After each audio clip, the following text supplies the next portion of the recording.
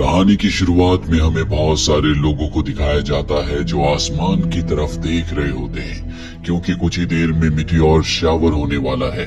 ये एक ऐसा इवेंट है जो आज से 10,000 साल पहले हुआ था, इसीलिए नासा भी इसे पूरी तरह से ट्रैक कर रहा होता है। अंतरिक्ष में हमें 5 बड़े बड़े मिटियोर्स को दिखाया जाता है। हर एक मिटियोर इतना बड़ा है कि अगर ये धरती से टकरा गया तो धरती से जीवन हमेशा के लिए खत्म हो जाएगा।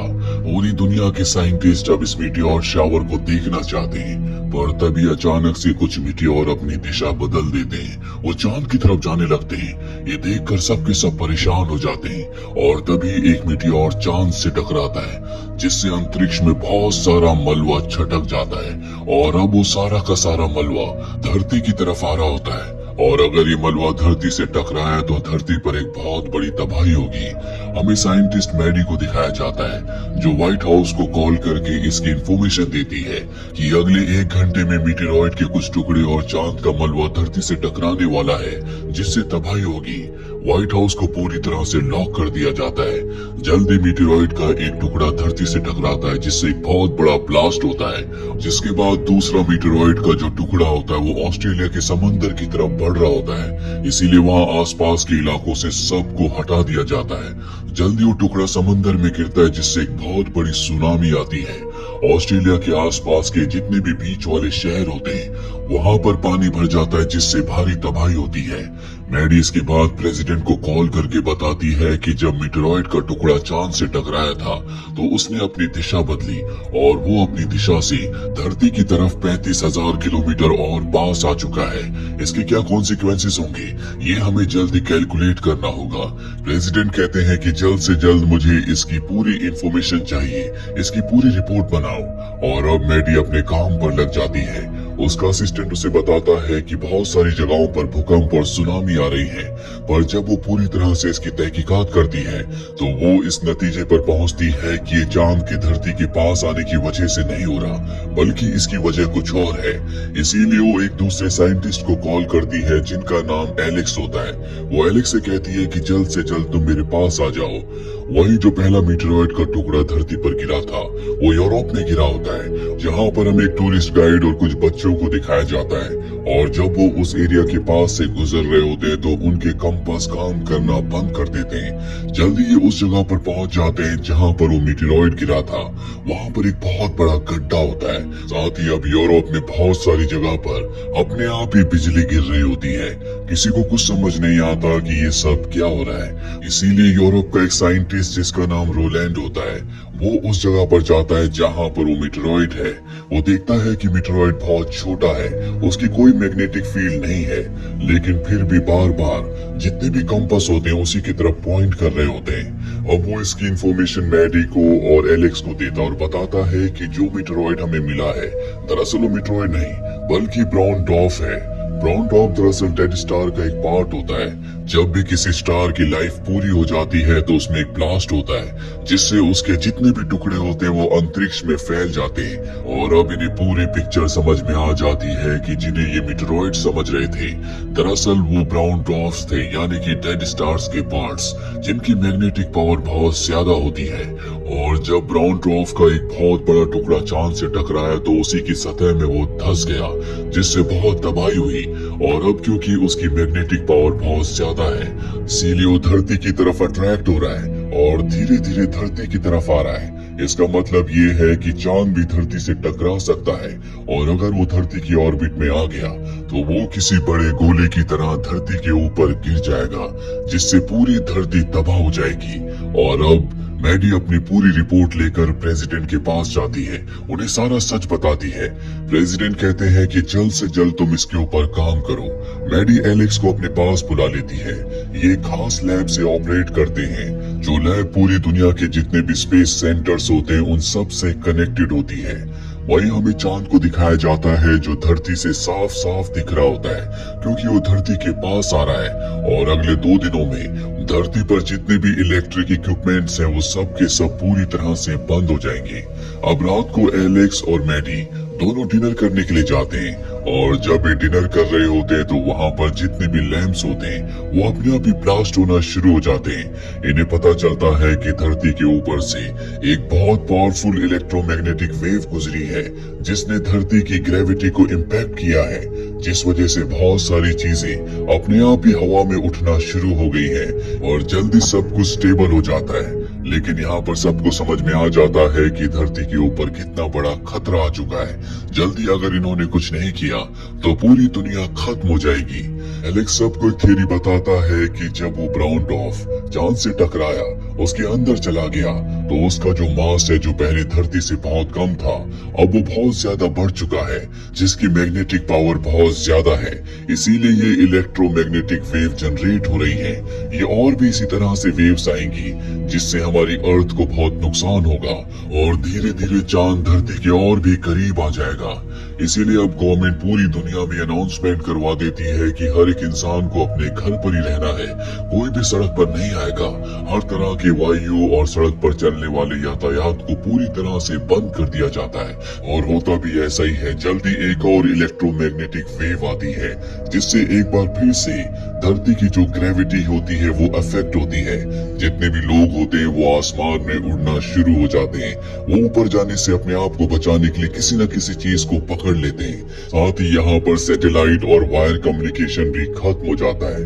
वही हमें साइंटिस्ट रोलैंड को दिखाया जाता है जो कि अपनी गर्लफ्रेंड के लिए बहुत ज्यादा कंसर्न होते हैं क्योंकि वो उससे कांटेक्ट नहीं कर पा रहे होते। वो प्रेग्नेंट भी होती है। हमें दिखाया जाता है कि रोलैंड की जो गर्लफ्रेंड है उसकी ट्रेन का एक्सीडेंट हो गया है जिस वजह से वो बेहोश है, पर वहाँ पर कुछ लोग आकर उन सबको रेस्क्यू कर लेते हैं। मैडी पूरी कैलकुलेशन करके प्रेसिडेंट को एक और बुरी खबर देती है कि अगले 39 डेज में चांद धरती से टकरा जाएगा, जिसका मतलब ये है कि 39 डेज के अंदर धरती का खात्मा हो जाएगा। साथ ही इन्हें ये पता चलता है कि पूरी दुनिया अंधेरे में है, मात्र 20% ऐसी जगह है जो बैकअप पावर पर है। वही हमें एलेक्स के बच्चों को दिखाया जाता है जो अपने डैड के लिए बहुत ज्यादा कंसर्न होते हैं क्योंकि उनका फोन नहीं लग रहा होता। इस दुनिया का हर एक कम्युनिकेशन सिस्टम पूरी तरह से डेड हो चुका है। वो अपने ग्रैंडफादर से कहते हैं कि हमें डैड के पास जाना है। उनकी जिद पर उनके ग्रैंडफादर उन्हें अपने साथ गाड़ी से एलेक्स से मिलवाने के लिए निकल पड़ते हैं, पर एक बार फिर से इलेक्ट्रोमैग्नेटिक वेव आती है जिससे धरती की ग्रेविटी एक बार फिर से जीरो हो जाती है। बाहर चलने वाली हर एक चीज हवा में उड़ रही होती है। एलेक्स के बच्चों की जो गाड़ी है जिसमें वो अपने ग्रैंडफादर के साथ है वो भी हवा में उड़ जाती है। इनकी गाड़ी का एक्सीडेंट हो जाता है। वही हमें समंदर में एक बहुत बड़े कार्गो शिप को दिखाया जाता है जो पूरी तरह से हवा में उठ जाता है और जैसे ही मैग्नेटिक वेव का असर खत्म होता है वो पानी में डूब जाता है। अब फ्रिक्वेंटली इस तरह की वेव धरती पर आ रही होती है जिससे बहुत ज्यादा नुकसान बढ़ जाते हैं। इसीलिए पूरी दुनिया में कर्फ्यू का ऐलान कर दिया जाता है। मैडी चांद को स्टेबल करने के लिए एक तरीका बताती है। वो कहती है कि हमें चांद पर जाकर उस लोकेशन का पता लगाना होगा जहाँ पर वो क्रैक है जिसके अंदर ब्राउन डॉर्फ है, ताकि हम अर्थ से मिसाइल भेजकर उस जगह को ब्लास्ट कर दें जिससे चांद के 2 टुकड़े हो जाएंगे और उसके अंदर जो ब्राउन डॉर्फ है वो वहाँ से बाहर निकल जाएगा जिससे चांद पूरी तरह से स्टेबल हो जाएगा। यहाँ पर आर्मी के बड़े बड़े जनरल्स भी होते हैं। वो कहते हैं कि बहुत ही रिस्की है, ऐसा करने में बहुत वक्त लगेगा, क्यों ना हम अर्थ से न्यूक्लियर मिसाइल को चांद से टकराएं जिससे चांद पूरी तरह से ब्लास्ट हो जाए और ब्राउन डॉर्फ का टुकड़ा वहाँ से बाहर निकल जाए। हालांकि इससे मैडी इत्तेफाक नहीं रखती। वो कहती है कि ये करना रिस्की हो सकता है, पर यहाँ पर जो प्रेसिडेंट होते हैं वो वर्ल्ड के बड़े बड़े लीडर से इस बारे में बात करते हैं और इस नतीजे पर पहुंचते हैं कि ये चांद से मिसाइल को टकराएंगे। जल्दी ये मिसाइल को लॉन्च कर देते हैं। न्यूक्लियर मिसाइल चांद से टकराती है जिससे उसके अंदर जो ब्राउन डॉर्फ का टुकड़ा है वो अपनी दिशा बदल देता है। चांद और भी तेजी से घूमने लगता है, वो और भी तेजी से अब धरती की तरफ आ रहा है। दरअसल इन्हें चांद के टुकड़े करने के लिए मिसाइल को उसी क्रैक के अंदर डालना होगा जहां से ब्राउन डॉर्फ अंदर गया है। उसी की वजह से उसमें क्रैक हुआ है। लेकिन मिसाइल को उस जगह भेजने के लिए किसी को चांद पर जाना होगा ताकि इन्हें उस जगह की सही लोकेशन यानी कि कोऑर्डिनेट्स मिल सके। साथ ही इन्हें एक बहुत बड़े डिवाइस को बनाना होगा। जिस डिवाइस को इन्हें चांद पर असेंबल करना है, उससे चांद की जो इलेक्ट्रोमैग्नेटिक फील्ड है वो पूरी तरह से बदल जाएगी और वो ब्राउन डॉर्फ जो कि चांद के अंदर है, वो अपने आप ही बाहर निकलकर अंतरिक्ष में दूसरी दिशा की तरफ चला जाएगा। ये मिशन बहुत ही खतरनाक है, जिसके लिए रोलैंड और एलेक्स को चुना जाता है। मिशन पर जाने से पहले रोलैंड अपनी गर्लफ्रेंड से शादी कर लेता है। वही एलेक्स, जिसके बच्चे मिसिंग हैं, वो मैडी से कहता है कि तुम मेरे बच्चों का ध्यान रखना। एलेक्स के बच्चों को दिखाया जाता है जो अपने ग्रैंडफादर के साथ थे, पर अब उनकी मृत्यु हो चुकी है। वो शहर जाना चाहते हैं। तभी उनके पास एक आदमी आता है जो कहता है कि मैं तुम्हें शहर तक छोड़ दूंगा। वही एलेक्स, रोलैंड और उनके साथ कुछ और एस्ट्रोनॉट्स अब चांद की तरफ निकल चुके हैं। जल्दी ये सब के सब चांद की सतह पर पहुंच जाते हैं, जहां पर इन्हें सबसे पहले अपने इलेक्ट्रोमैग्नेटिक डिवाइस को एक्टिवेट करना है। साथ ही इन्हें उस लोकेशन का पता लगाना है जहां पर क्रैक है। वो लोकेशन यहाँ से 6 घंटे की दूरी पर होती है।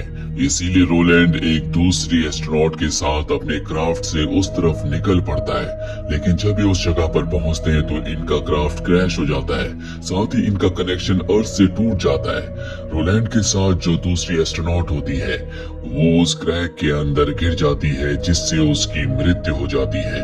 और अब रोलैंड के पास उस जगह के कोऑर्डिनेट्स यानी कि लोकेशन है, जिस लोकेशन को वो अर्थ तक भेज देता है। वही एलेक्स को दिखाया जाता है जिसने उस डिवाइस को एक्टिवेट कर दिया है, पर मिसाइल को लॉन्च करने से पहले इन्हें कहा जाता है कि तुम वहां से निकल जाओ।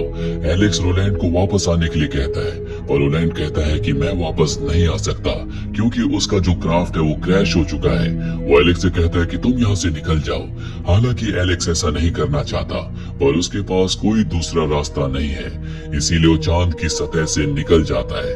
वही अर्थ से मिसाइल को लॉन्च कर दिया जाता है जो उस क्रैक के अंदर चली जाती है, जहां पर ब्राउन डॉर्फ है। साथ ही ये अपने इलेक्ट्रोमैग्नेटिक डिवाइस को एक्टिवेट कर चुके होते हैं, जिससे ब्लास्ट होने के बाद ब्राउन डॉर्फ जो कि चांद की सतह की बिल्कुल अंदर था, वो बाहर निकलकर चांद से अलग हो जाता है। चांद के 2 टुकड़े भी हो जाते हैं, लेकिन इन सब में रोलैंड की मृत्यु हो जाती है। रोलैंड ने अपनी जान देकर दुनिया को बचा लिया, क्योंकि इनकी वजह से ब्राउन डॉर्फ वहां से बाहर निकल चुका है, जिस वजह से चांद पूरी तरह से अपनी जगह पर स्टेबल हो गया है। अब वो अर्थ की तरफ नहीं आ रहा, यानी कि दुनिया बच चुकी है। जल्दी एलेक्स अर्थ पर वापस आ जाता है, जहां पर खुद प्रेसिडेंट उसका स्वागत करते हैं। मैडी भी उससे मिलने के लिए आती है। मैडी के पास उसके दोनों बच्चे होते हैं, जिनसे मिलकर वो बहुत खुश हो जाता है। आसमान में हम उस टूटे हुए चांद को देख सकते हैं, जो इस बात का प्रतीक है कि इंसानों को जिंदगी जीने का एक दूसरा मौका मिला है। हमें रोलैंड की जिंदगी के कुछ आखिरी पल भी दिखाए जाते हैं, जहां पर चांद पर उसने अपनी गर्लफ्रेंड, जिससे उसने शादी कर ली थी, उसके लिए एक आखिरी मैसेज लिखा होता है, जिस मैसेज को देखकर उसकी वाइफ बहुत ज्यादा इमोशनल हो जाती है। इसी के साथ ये फिल्म, ये कहानी यहीं पर खत्म हो जाती है। उम्मीद करते हैं कि ये कहानी आपको पसंद आई होगी।